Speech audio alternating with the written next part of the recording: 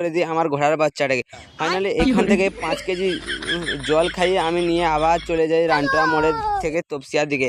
রাস্তার ধারে তরমুজের বাচ্চা দেখতে দেখতে ফাইনালি পৌঁছে যাই তপসিয়া ব্রিজ। হ্যাঁ গাইজ, কিছুক্ষণ রাস্তায় যেতে যেতে তপসিয়া ব্রিজ পেরোতে পেরোতে ফাইনালি পৌঁছে যাই সেই জায়গাটায়, আর যেখান দিয়ে বাঘেশ্বর যেতে হয়। আর এখানে আমাদেরকে রাস্তায় ঘিরে যায় দিয়ে বলছে এখানে অ্যাক্সিডেন্ট হয়ে যায়, যেতে দেওয়া হবে না। প্রাকৃতিক আবহাওয়াটাকে উপভোগ করতে করতে দীঘার মতো একটি সৌন্দর্য জায়গাকে দেখতে দেখতে, মহাদেবের মন্দির দেখতে দেখতে, এই সূর্যের আর চাঁদের আলো দেখতে দেখতে আমরা পৌঁছে সেই বাগেশ্বর মন্দিরের সামনে। আমরা আসার আগে এখানে লক্ষ লক্ষ হাজার হাজার ভক্তর ভিড়, আর ওরা দেখছে ভক্তগুলো কিভাবে বাগেশ্বর মন্দিরের দিকে যাচ্ছে। ফাইনালি আমরা দেখতে পাই বাগেশ্বর মন্দিরের গেট। কিছুক্ষণ পর আস্তে আস্তে এগিয়ে এগিয়ে আমরাও ভিড়ের মধ্যে অক্সিজেনের অভাবে যেখানে আগুন আছে সেইখানে ভক্তগুলো এগিয়ে এগিয়ে যাচ্ছে। আমরা এখান থেকে কিছু না দেখতে পাওয়ার কারণে একটা কাকুর মাথায় আমি মোবাইলটা নিয়ে চড়ে যাই আর ভিডিও করতে শুরু করে দিই। আমি একা না, সবাই কাকুর মাথায় উঠে ভিডিও করতে লেগে যায়। তা দেখে আমিও ভীষণ অবাক।